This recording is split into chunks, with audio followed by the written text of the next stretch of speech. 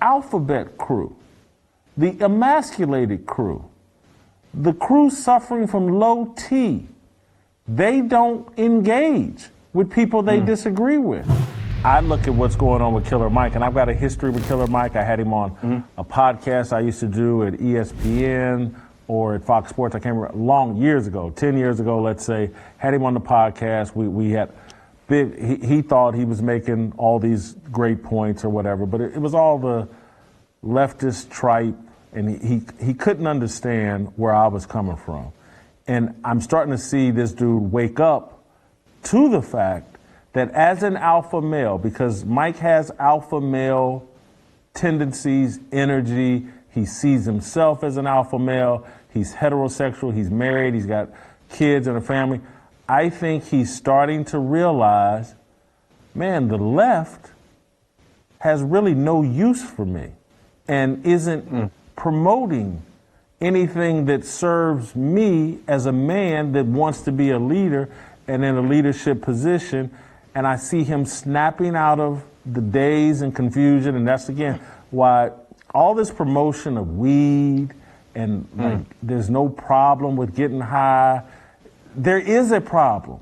It confuses your mind. You can't be as logical and as sharp. And that's why you get to be, Mike's probably 45, 48 years old, whatever, and it took him this long to snap out of the fact and recognize the fact, like, hey man, I'm over here with the alphabet mafia, and that ain't how I get down.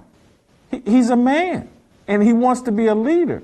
And this, the other example I'm gonna give it, because Mike and Bill Maher are very tight and cool and communicate.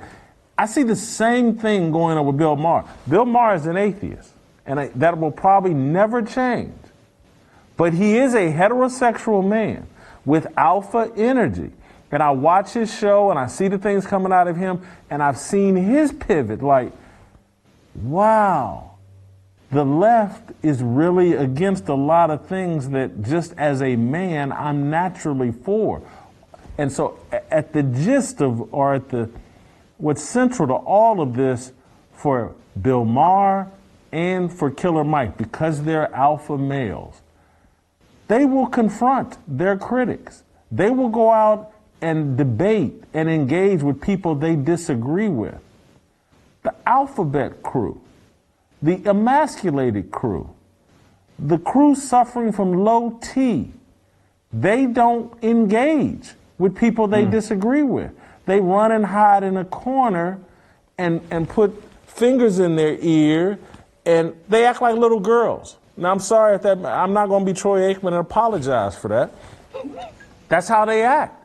And it doesn't, it's not an easy coexistence for Killer Mike. So I see someone snapping out and waking up to the reality that you signed up for the alphabet mafia, and is that really the mafia you want to run with, Killer Mike?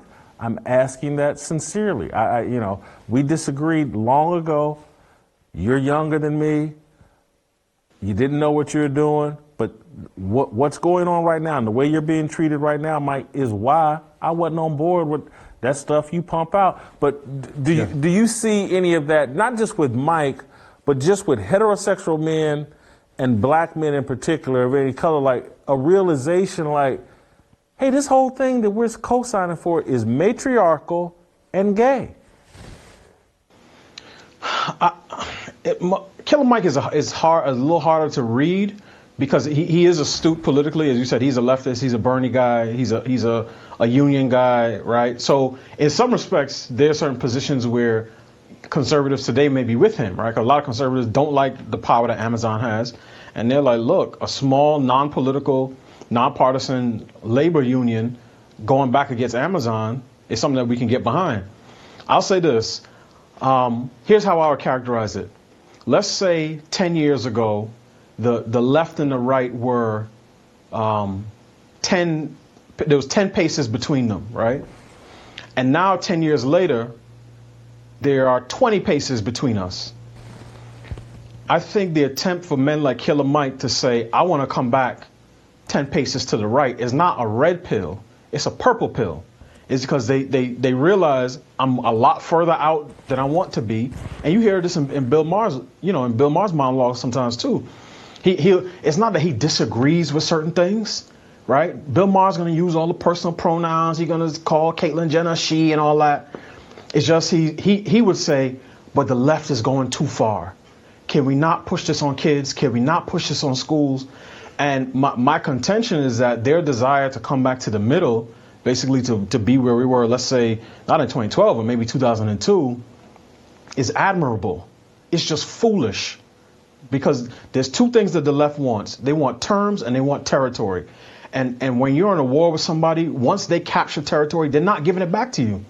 So the notion that, the left is just going to ease up a little bit and they'll say, okay, we'll do all the trans stuff. We just won't do it in schools. We'll do it when the kids get 15, but not at 14. It's not happening. And I think that these guys are trying to carve out a space for themselves to show, hey, I still have some common sense left. I'm not completely capitulated to this agenda. But if it comes time for choosing, and Killer Mike has to make, or Bill Maher, or whoever, some of these other guys, these fence sitters have to make a decision on whether to come on one side or the other. None of these guys are going to make that decision to come all the way over to where we are. And part of the reason, Jason, is because we don't have real revolutionaries.